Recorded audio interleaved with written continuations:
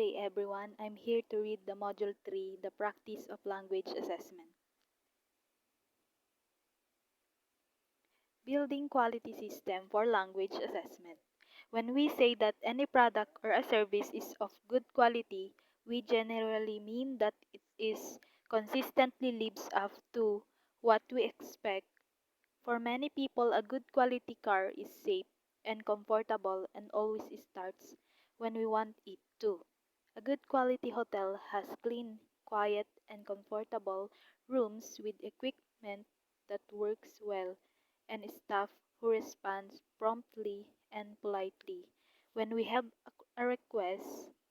When thinking about buying a new product or using a new service, people often want to find out something about its quality. They may read reviews on website or in magazine or ask their friends about it, or they may try using it for a short period to find out if they like it. The expectations people have of any service or product will depend partly on their needs. People look for different things in hotel depending on whether they will stay there alone on a business trip for one night or with their family on vacation for a week. Expectations are also affected by factors such as price. People don't expect five-star luxury in a cheap hotel and they don't expect a small cheap car to go very fast or to be as smooth and comfortable as a limousine. Similarly, it would be unrealistic to expect teachers working under strict time pressures to produce assessments with the same qualities that are demanded of tests made by large national or international testing agencies. Equally, large testing agencies can't be expected to produce assessments that take into account what an individual teacher has chosen to cover in class over the past few weeks. But what expectations should assessees, on the hand, are users of assessment results, on the other, have of different types of assessment. And as procedures of assessments, we can what we do to ensure that the assessments we make are as good as they can be, that they are of high quality. According to White 1998, ideas about quality borrowed from business management have become increasingly influential in language education. Two concepts of particular importance to language assessment are standards and quality management. Standards describe desirable characteristics of products and services such as consistency, environmental friendliness, safety, and economy. When products or systems work well and safely at an economical cost, it is often because they meet predetermined standards. Quality management is a means of achieving and surpassing standards and involves continuous improvement in the effectiveness and efficiency of an organization and the processes it carries out. This module looks at quality standards for language assessments and steps that can be taken to build the principle of continuous improvement into their development and ongoing use. Module 2 showed that the concept of assessment include practices that are carried out to meet a very wide variety of different purposes. It is inevitably that high quality should have different meanings for a classroom teacher experimenting with new approaches to formative assessment. A program leader asked to develop achievement tests for use in a college and a Ministry of Education or testing agencies developing a new test for use nationwide. Different uses of language assessments are sometimes seen to be mutually incompatible. Some commentators suggest that large-scale proficiency tests and classroom assessment should each be approached in a different way. The resources available in each setting, the kinds of information needed, and the implications of the decisions that will be made are certainly quite different.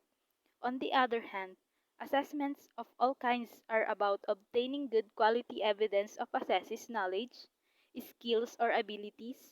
The principles presented in this module are based on the practical advice offered in a range of language assessment textbooks and are intended to be relevant across the board spectrum of language assessment contexts. Projects to develop a new assessment, especially at the classroom or program level, are often seen by those involved as one of linear exercise with clear-cut beginning and end points. It is decided that an assessment is needed, the content is settled on, procedures are sketched out, and the questions or items are written. Or perhaps a test is bought in from a publisher or other external organization. The assessment is administered to a group of learners. Scores are awarded, decisions are taken, and certificates are handed out. The work is complete. Sometimes an assessment is used once and then discarded. The next time everyone starts again from the beginning. Sometimes the same assessment is used again unchanged. The first of these choices is an obvious and impractical waste of resources, rather like buying a new car each time you need to travel somewhere. The second is irresponsible and potentially dangerous, like buying a new car, suspecting there is a serious problem with the brakes, but instead of taking it back to the dealer for investigations and repairs, ignoring the problem and continuing to drive around in it. Poor quality assessment practices may not cause physical injuries, but they do not produce misleading results and so can have damaging consequences both for the misleading result and so assesses and for the people who use the result as a basis of decision. Popham 2001 argued that in addition to the familiar problems of limited resources and lack of time, many teachers suffer from a lack of assessment literacy. They have not received training in basic assessment principle and do not understand how assessment and teaching can complement each other.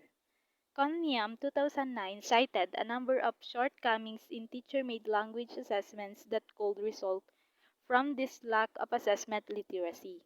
Tests made by teachers are often too easy or too difficult for learners, fail to reflect what learners have achieved, and contain content that has not been taught or is not included on the syllabus. Effective assessment comes to a price. Not every institution has the resources to employ the full array of trained language assessment professionals listed by Buck 2009, including specialist assessment writers, psychometricians, and graphic designers. All institutions certainly do have the capacity to improve on their current practice.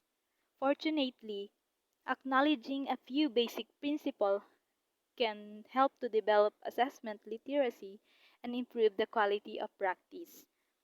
These principles can be summed up by the acronym PRICE: planning and reflection lead to improvement when supported by cooperation and informed by evidence. Planning should always be built into the development of any new project, and assessments are no exception. The more thorough the plans, the better the assessment is likely to be. Reflection and review are fundamental to good quality systems.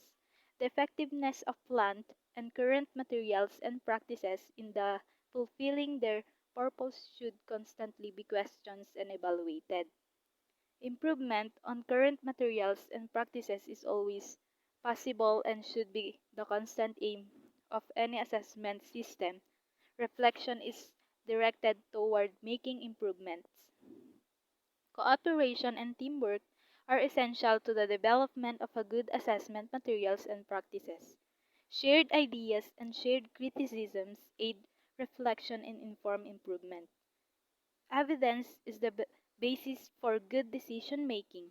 Reflection based on good evidence is much more constructive than prejudiced guesswork as a means of improving quality. Effective record keeping helps everyone involved to understand where procedures and materials could be made better. Systematic analysis informs effective improvement. Planning, reflection, and improvement. The first three price principles, planning, reflection, and improvement, suggest a regular plan to the review schedule in which current assessments are evaluated and ideas for improvements put forward for integration within the plans for the next time the assessment will be used. These principles do not only apply to locally developed material. Assessments that have worked well in one location with one group of learners may not work equally well in another. Material that is bought in from publishers or external agencies should be subject to the same process of critical review as locally developed material. The checklists provided in the next three chapters are intended to help in the process. The last two of the price principles, cooperation and the evidence, are the conditions required to make planning, reflection, and improvement effectiveness.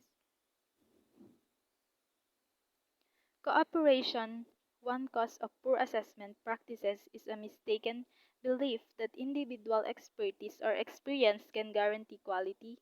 An experienced teacher is trusted to produce and carry out assessment in a better way than a novice.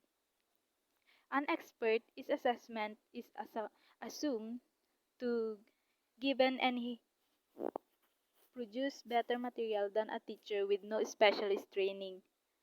This may seem reasonable, but even assessment materials produced by the most skilled, best trained individuals have faults and idiosyncrasies. Where 1993, page 19 stressed the point that developing assessment should be a group activity.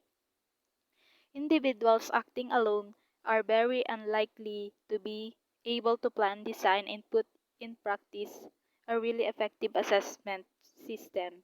In fact, teamwork of various kinds is essential to good assessment. First, it is important at the planning stage to agree on standards that the team will work towards. If individual teachers or testers each use very different approaches either in creating assessment or in judging performance, learning can become a disjointed and confusing experience. Davidson and Lynch, 2002, argued that good assessments are developed by consensus rather than by imposition. When people combine their efforts and everyone involved has a say in the development of an assessment system, there is much better chance that it will run successfully and that problems will be minimized. If teachers are able to work together or contribute to a shared collection or bank of assessment materials, the system can become more efficient as well as more coherent and effective. The following chapters of this book suggest way of organizing and coordinating this shared activity. Another aspect of cooperation is linked to reflection. The work of team members should be checked and repeatedly evaluated. A second opinion on assessment materials is always necessary. Someone with a different point of view is often able to spot problems and errors that one writer or one scorer may have missed. Wherever possible, classroom teachers should work with their colleagues in regularly reviewing their overall approach to assessment, the specific techniques and materials they intend to use, and the decision they make when we awarding scores. At the program level, enough resources must be made available to allow for regular view of all assessment materials and procedure. It should also be kept in mind that effective reflection and review needs a supportive and professional environment in which criticism is objective and is not taken to be personally malicious. As one teacher involved in developing assessments said of the experience of teamwork, I learned to be open to and willing to accept mates' criticism. Willingness to accept sincere criticism is a vital to good quality assessment system. Collecting evidence. A very widespread shortcoming in much assessment practice is, paradoxically, that that the assessment itself often goes unexamined. It is surprisingly rare for assessment user to attempt in any systematic way to find out whether the decisions taken based on assessment results were the right decisions. Precaution may be taken to guard against obvious disasters.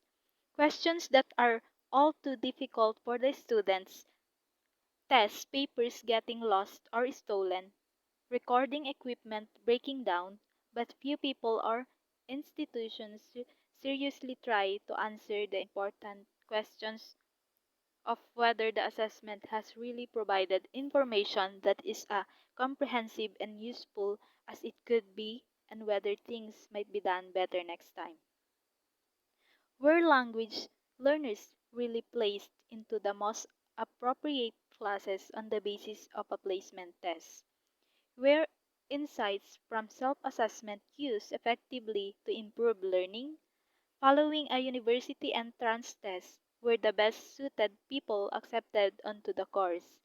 Were new employees hired after taking a proficiency test really able to carry out their work in the foreign language? Adequate answers to questions like this will only be found if evidence is collected rigorously and systematically. However, in many educational systems apart from scores or grades, very little information of any kind is ever collected about assessments. In these circumstances, it is impossible to be confident that an assessment has provided relevant and adequate information about the assessees. Evidence is also important at the planning stage, informing the initial design of an assessment. Proficiency assessments should be planned on the basis of evidence about how assessors may need to use the language in the world beyond the test. In assessing achievement, evidence is needed about what learners have been studying. Developers will additionally need data on wide range of practical issues such as how long it takes to prepare and score the kinds of tasks envisaged, how many computer workstations can be made available for an assessment, and so on. As another vital source of evidence, every language assessment handbook insists that material must be tried out or trialed in some way, particularly if it is to be used in any high stakes assessment, one that leads to decision with serious consequence for the assessee. Without compromising the security of any confidential test material, assessees who are similar as possible for those who will take the operational assessment are given tasks that are under development. Their responses to each question are recorded and scored, and the results are analyzed statistically to learn whether the material is really capable of providing the kinds of information it is designed to collect. Reports about the experience collected from the test takers and those involved in administering the assessment can also help in identifying problems. Statistical analysis play a particularly important role in the practice of language assessment, particularly in support of formal testing. At the least, a basic understanding of statistics is needed to understand how tests are made and how results should be interpreted. A short overview of key techniques and their applications can be found on the website that accompanies this book. Fuller treatments are to be found in Batman 2004 and Brown 2005. During the initial development of an assessment, the focus is on the types of tasks that will be used. Does this task format work? Do the tasks elicit useful information about the assessees? The terms vary, but this trailing process is sometimes called piloting. Once the system is in operation, the focus is on fresh material that will go into the new forms of assessment. Are these practical questions good example of the established type? Do they provide the same kind of information as the prototype does? This trialing process is sometimes called pretesting. In addition to the piloting of task types and pretesting of new materials after its administration of an operational assessment, there should always be a process of reflection or item and assessment review so that lessons can be learned and improvements made. When intentions are not stated or understood, procedures not consistently followed, and evidence not carefully collected, it is impossible to tell just how good or bad an assessment has been at fulfilling its purpose. If nobody explains just what the assessment is supposed to measure, it is impossible to judge whether or not it has been successful in measuring or capturing anything meaningful. If nobody keeps a record of the answers that assessors gave to each questions, it becomes impossible to tell whether some of the questions are problematic. If nobody provides guidance on which answers can be accepted and which are incorrect, when different people score an assessment, each one may judge the same answer differently. If nobody sets out how much time each assessee should be allowed or what sources of help they can use, some may unfairly be given more time or receive more help than others. In these circumstances, in the absence of standards for the language assessment, these results may be meaningless and so cannot be useful. Practices will certainly need improvement, but without evidence, it will not be clear how they should be improved. The assessment cycle. When improvement is sought, assessments and assessment system should not be seen just as products or as event or even as a series of linked events that lead to a decision about the assessee. Instead, assessments should be viewed as continuous and repeating cycles of activities. The process does not end when a decision about an assessee is made, but can modified and improved before the cycle begins again. The next time around, the quality of assessment will be better. Within the overall cycle, it is useful to identify a sequence of activities, each associated with a particular function or role. Each role may be carried out by a different person or group of people, and some may even be carried out automatically by machines. On the other hand, one person or group may carry out several roles. In large-scale assessment programs, each activity will involve detailed documentation so that different groups of individuals can coordinate their contributions. Teachers, especially if working more or less independently on classroom assessment, will not be able to keep such extensive records, but will need to consider efficient ways of keeping track of and communicating the progress that their students are making in their learning, how well their approach has worked, and how their assessment fit into a overall school program. Breaking down the cycle into the different stages involved can help them to do this. Figure 3.1 represents the different roles involved in the assessment cycle and the various documents used to record each stage. The roles and their associated documents are discussed in the paragraphs that follow. Stage 1, Designer's Objectives and Specifications. As we saw in Module 1, and as Hodges 2003, page 59, insisted, the essential first step in assessment is to make oneself perfectly clear about what is one wants to know and for what purpose. Pulser 2010 compared the designer of an assessment to the architect of a house. The architect begins with an understanding of the purpose of the building that he or she is going to design. Consider, among the other things, the location and the available budget, and that turns this into plans for the construction of the building. The architect provides detailed drawings and constructions for the builders. These plans include the materials to be used to precise layout of the rooms and so on.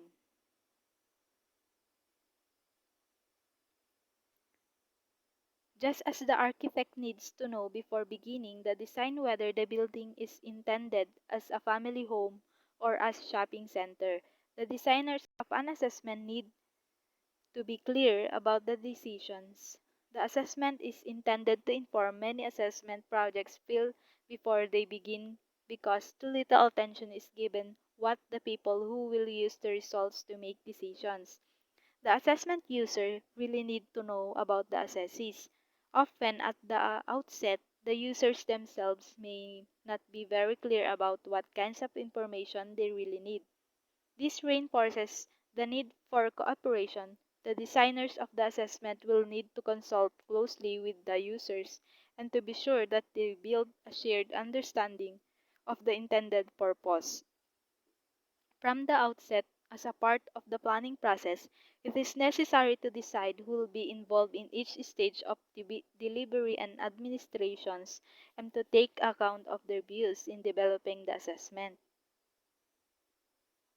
Architects do not, of course, begin from nothing. They can draw on centuries of human experience in constructing homes, offices, shops, and factories, and long-standing knowledge of tradition building materials and techniques. In making their plans, they can combine the established traditions with innovation, such as newly developed materials and new ideas for design. Similarly, good assessment designer will have an understanding of what they believe language ability consists of and of how this is relevant to the context in which the assessment will be used, the particular purpose and particular population of assessees they have in mind. They will know how language abilities have been assessed by others in the past or how they are assessed in the other contexts. They will also be aware of the effects that the use of the different techniques available may have on those involved. The designers and informative classroom assessment system need an understanding of how languages are learned and how the best to use the information from an assessment to guide ongoing learning. The issue of what should be assessed or measured by language assessment. The assessment construct has naturally been the center of a great deal of debate between people who favor one approach or another. Part 3 will look at the impact that some of the different theoretical, theoretical approaches to defining constructs have had a language assessment design. As one means of ensuring a coherent system with a consistent result, it is important that the procedure followed in the making a useful product or carrying out a project can be repeated. The steps in the process have to be recorded rigorously enough to make replication possible. This also helps in identifying the likely sources of any problems when they do occur. According to the purpose and formality of the assessment, different aspects of the content and administration may need to be more or less strictly replicable. Large-scale tests are often standardized. Both the content of the test and the condition for administration are carefully delineated and controlled so that each assessee will have the same test-taking experience. For reason of security, the same question can be used every time a test is given. To avoid this, different forms are followed. These are intended to be similar enough to give comparable result when the assessment is given to different groups of people at different times and in different places. Assessees who score 57% on Form A of a test should also score very close to 57% on Form B. If two forms include very different material and other administered under different conditions, the result will not be directly comparable. In many kinds of formative assessment, standardization is unnecessary and could be counterproductive as teachers may wish to adjust procedures according to the needs of their student. Nonetheless, some degree of replication is important even for informal classroom questioning and self-assessment.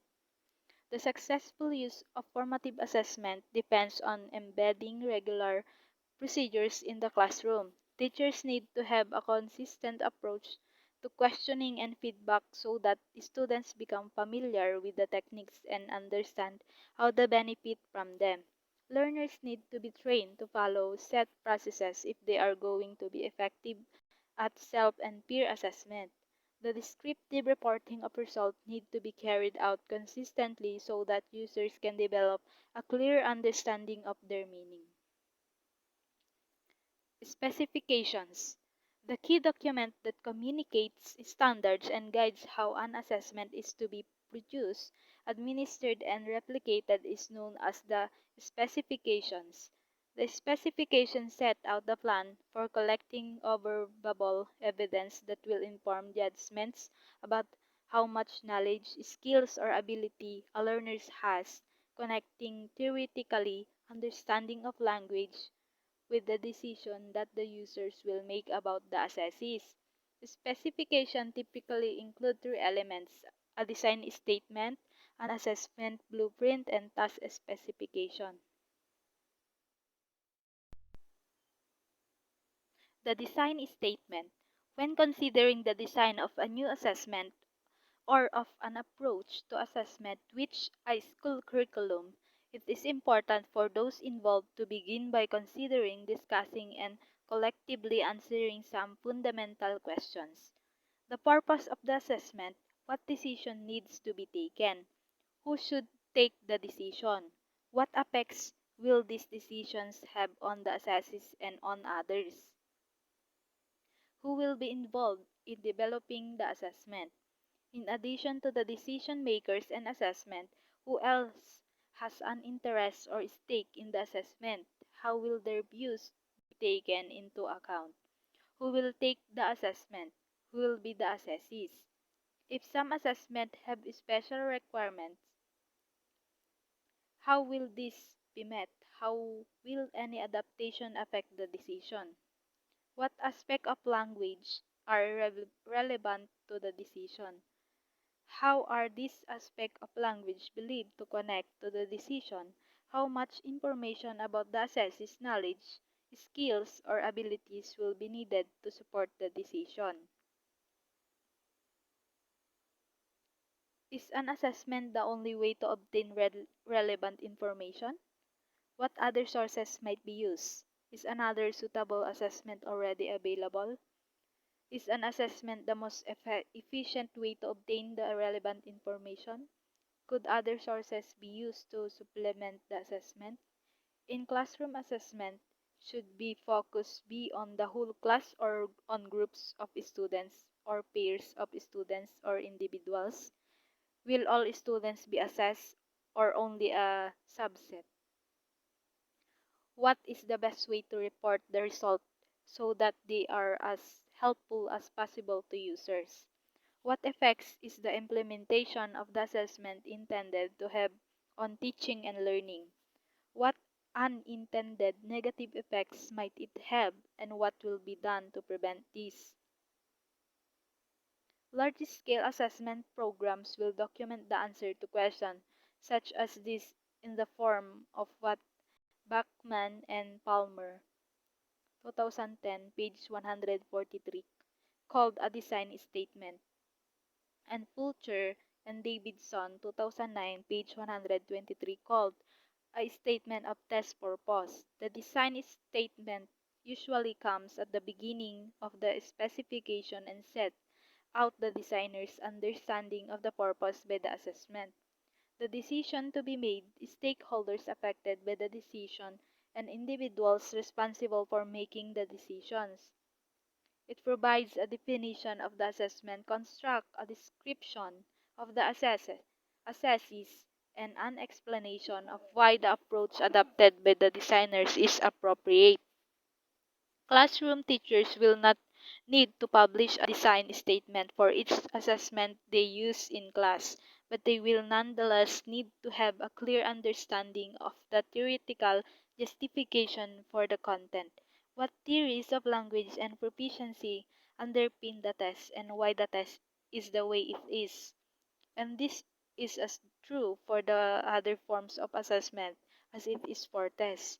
Within teaching programs, an explicit statement of the overall approach to assessment and its relationship to learning should be included among the key curriculum documents.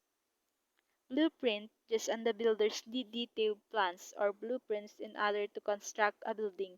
So those involved in preparing assessment need more than a design statement if they are going to produce material that matches what the designer intended. Assessment blueprints include clear statements about what content is to be covered, what methods are to be used, how many papers or sections there are, how long it test takes, and so on.